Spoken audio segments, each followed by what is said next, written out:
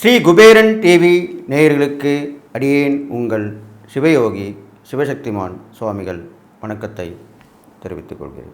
வருகின்ற 2026ஆம் ஆண்டு புத்தாண்டு பலன்களைத்தான் 12 ராசிகளுக்கும் இப்பொழுது சொல்லப் போகிறேன். அதற்கு முன்னர் உங்களுக்கு என்னுடைய இனிய புத்தாண்டு வாழ்த்துக்களை மனமோந்து தெரிவித்துக் கொள்கிறேன். இதில் முதல்ல நம்ம பொது பலன் தான் சொல்லுவோம். 2026 வருடம் எப்படி இருக்க போகிறது, இயற்கை பேரிடர்கள் சம்பந்தப்பட்ட விஷயங்கள், மக்கள் சம்பந்தப்பட்ட விஷயங்கள், அரசாங்கத்தை சம்பந்தப்பட்ட விஷயங்கள், இதெல்லாம் சொல்வதுண்டு. அதை கருத்தில் கொண்டு தான் இப்போது சொல்ல போய் அதை கவனமாக கேட்டு நடந்து கொண்டால் எல்லா நலமும் விட்டு வாழப்போகிறேன்னு சொல்லி பொதுவாக இந்த 2026 வருடம் 1/1/2026 இதிலே எண் கணித ஜோதிட பிரகி பார்க்கும் பொழுது 1 என்பது சூரியனை குறிக்கும், பிறவி எண் சொல்வார்கள். வாழ்வு எண் கூட்டுத்தொகை என்பது 3 வருகிறது, அது குருவை குறிக்கும்.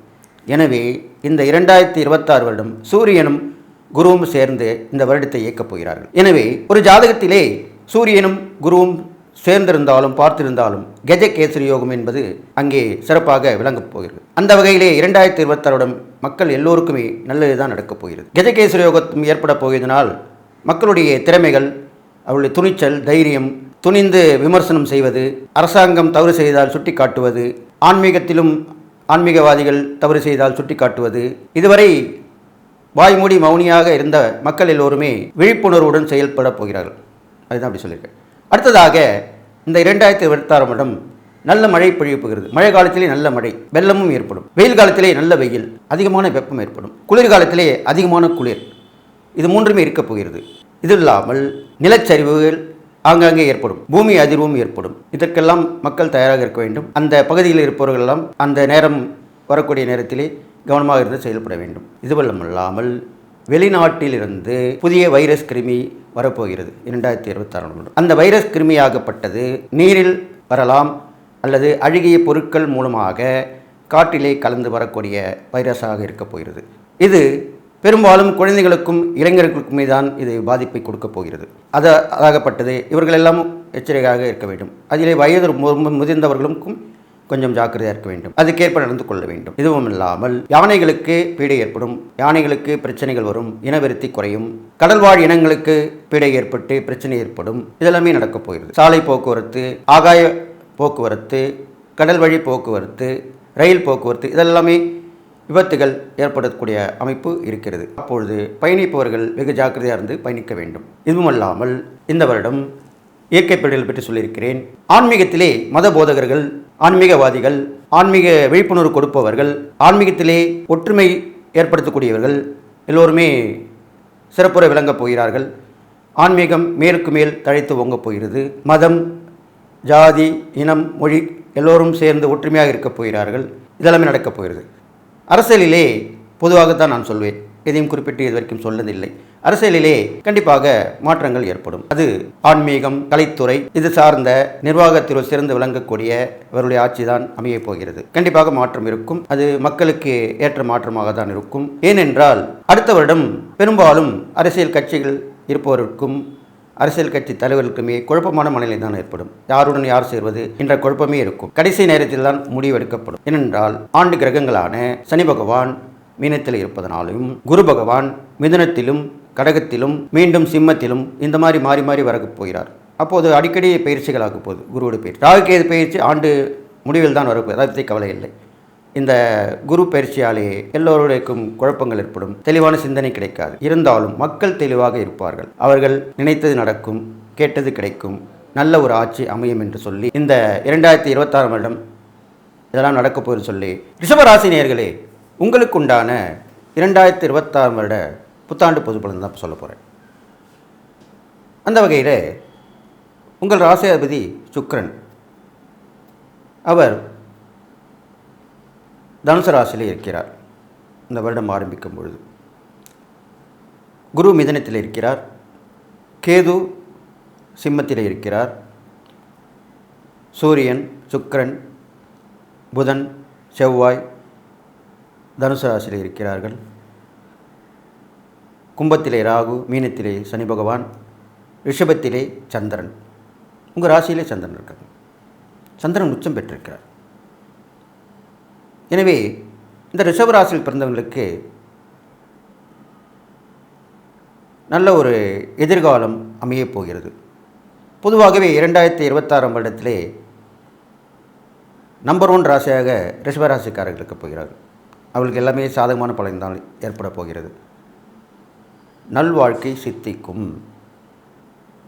குரு 2லிருந்து 3ஆம் இடத்துக்கு செல்வார். 2ஆம் இடத்தில் இருக்கும் பொழுது 6 மாத காலத்திற்கு நல்ல தன வருவாய், பணப்பற்றாக்குறை தீரும், குடும்பத்திலே நல்ல அமைதியான சூழ்நிலை நிலவும், கல்வியிலே மேன்மை கிடைக்கும், கொடுக்கல் வாங்கல் சீராகும், இதெல்லாமே நடக்கும். அடுத்ததாக 3ஆம் இடத்திற்கு குரு பகவான் ஜூன் மாதத்திற்கு பிறகு வரும்பொழுது நல்ல ஒரு விரும்பிய இடமாற்றம், தைரியம், தன்னம்பிக்கை, துணிச்சல் உண்டாகும். சகோதர சகோதரிகள் வகையிலே நல்ல உடன்பாடு ஏற்பட்டு உதவிகள் கிடைக்கும். பயணங்கள் தொடர்ந்தபடி இருக்கும். உங்களுக்கு வெற்றி நிச்சயிக்கப்படும். இதெல்லாமே ஜூன் மாதத்திலிருந்து நடக்கப் போகுது. அடுத்ததாக 4ஆம் இடத்திலேயே கேதுவும் 10ஆம் இடத்தில் ராகுவும் இருக்கிறார்கள். அப்படி பார்க்கும் பொழுது கல்வியில் கொஞ்சம் சற்று மந்த நிலை ஏற்பட்டாலும், தாயார் வழியிலே உடல்நிலை சரியில்லாமல் போனாலும் சரி செய்து விடப்படும். அது இல்லாமல் வீடு, மனை, வாகனங்கள் சம்பந்தப்பட்ட வகையிலேயே சற்று நிதானம் தேவை. செலவுகள் ஏற்படும். ஆரோக்கியம் சற்று பாதிக்கப்படும். இதெல்லாமே நீங்கள் கவனமாக இருக்கணும். ஆனால் 10ல் ராகு இருக்கிறபடியால் எதிர்பாராத நன்மைகள் கிடைக்கும், எதிர்பாராத அதிர்ஷ்டங்கள் கிடைக்கும். லாட்டரி சீட்டில் நல்ல ஒரு கணிசமான தொகை வந்து கிடைக்கும். புதையல் யோகம் ஏற்படும். பதவி உயர்வு ஏற்படும். திடீர்னு ப்ரொமோஷன், டபுள் ப்ரொமோஷன் சொல்லி கேள்விப்பட்டிருப்பீங்க இல்லையா? அது உங்களுக்கு இந்த 2026 நடக்கும். ரிஷபராசியில் பிறந்தவர்களுக்கு உத்தியோகத்தில் இருந்தீர்களானால், பதவியில் இருந்தீர்களானால், சாதாரண பதவியில் இருந்தவர்கள் மிக உயர்ந்த பதவிக்கு செல்வீர்கள். இதுவும் ஏற்படும். அடுத்ததாக எதிர்பாராத சந்திப்புகள் நிகழும். அது உங்களுடைய வருமானத்திற்கு ஏற்ற வகையில் அமையும். தொழில்முறை நட்பாக இருக்கலாம், வியாபாரத்துறையாக இருக்கலாம், அல்லது திட்டமிட்டு அதன் மூலியமாக வருவாய் ஈட்டக்கூடிய விஷயமாக இருக்கலாம். இதெல்லாமே உங்களுக்கு நன்மை நடக்கப் போகிறது. போட்டி பந்தயங்கள் கண்டிப்பாக வெற்றி பெறுவீர்கள். எல்லாமே நடக்கும். 11ஆம் இடத்திலே சனி பகவான் இருக்கிறபடியால் எல்லா வகையிலுமே உங்கள் லாபங்கள் ஏற்படும். முயன்றால் முடியாது எதுவும் இல்லை என்று சொல்லப்படும். பெரியோர்களுடைய ஆசீர்வாதம் கிடைக்கும். மூத்த சகோதரர் மூலியம் நல்ல உதவிகள் கிடைக்கும். இதெல்லாமே நடக்கப் போகிறது. உங்களுக்கு மாணவ மாணவிகளுக்கு சற்று மந்தநிலை ஏற்பட்டாலும் நல்ல முடிவிலே நல்ல முயற்சி ஏற்பட்டு தேர்ச்சி பெற்று விடுவீர்கள். அரசியல்வாதிகள் நல்ல நினைவு இருக்கப் போகிறீர்கள். நீங்கள் நினைத்தது நடக்கும், கேட்டது கிடைக்கும். பதவிகள், பொறுப்புகள் வந்து சேரும். நல்ல வருவாய் ஈட்டுவீர்கள். சமூகத்துறையில் இருப்பவர்களுக்கு நல்ல பேர், புகழ் கிடைக்கும். பலரும் உங்களுடன் வந்து இணைவார்கள். ஆன்மீகத்தில் உள்ளவர்களுக்கு நல்ல ஒரு விதமான மாற்றங்கள் ஏற்படும். தெய்வ அருள் கிடைக்கும். கலைத்துறையில் இருப்பவர்களுக்கு கண்டிப்பாக நன்மை ஏற்படும். ரிஷபராசியில் பிறந்திருந்த கலைஞர்களுக்கு நல்ல வாய்ப்புகள் கிடைக்கும். அந்த வாய்ப்புகள் மூலமாக உங்கள் பேர், புகழ் பரவலாக பேசப்படும். இதெல்லாமே நடக்கப் போகிறது. விவசாயிகளுக்கு நல்ல மகசூல் கிடைக்கும்.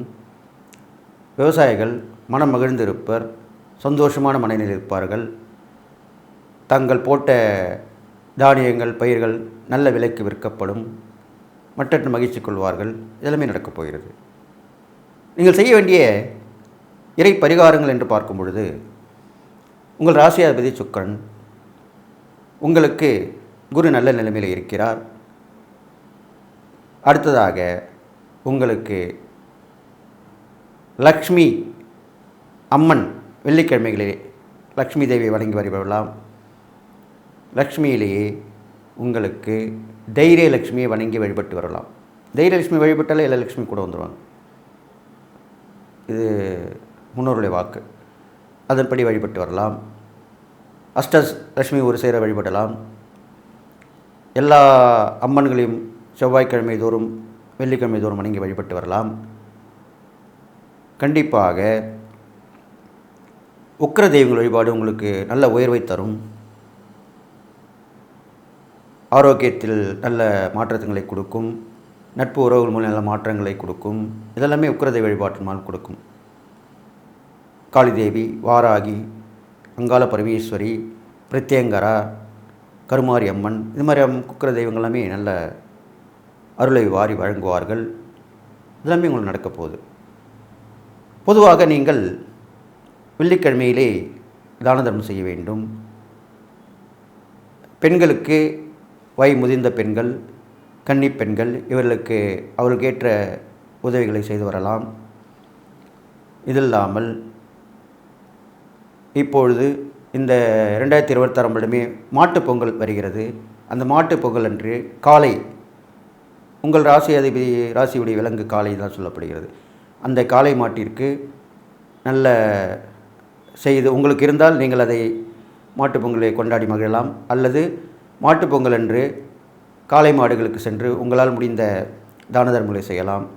அதற்கு பழங்களை கொடுக்கலாம். அதற்கு அதிகப்படுத்தி பார்க்கலாம். இதெல்லாம் நீங்கள் செய்வது மிகவும் நல்லது. இதெல்லாமே செஞ்சுட்டு வரணும் ரிஷபராசிக்காரர்கள். அடுத்ததாக எல்லாம் அந்த காளை வாகனத்துக்கு உரிய சிவபெருமானை வணங்கி வழிபட்டு வரலாம். அது இல்லாமல் நல்ல விவசாயிகள், கஷ்டப்படுற விவசாயிகளுக்கு உதவி பண்ணலாம். வியர்வை நிலத்தில் விழும் தொழிலாளிகளுக்கு உதவி செய்து வரலாம். இதெல்லாமே இந்த தான தர்மமாக சொல்லப்பட்டிருக்கு உங்களுக்கு. இதெல்லாமே செஞ்சு வந்தீங்கனாலே கண்டிப்பாக நல்ல விஷயங்கள் உங்களுக்கு நடக்கப் போகிறது.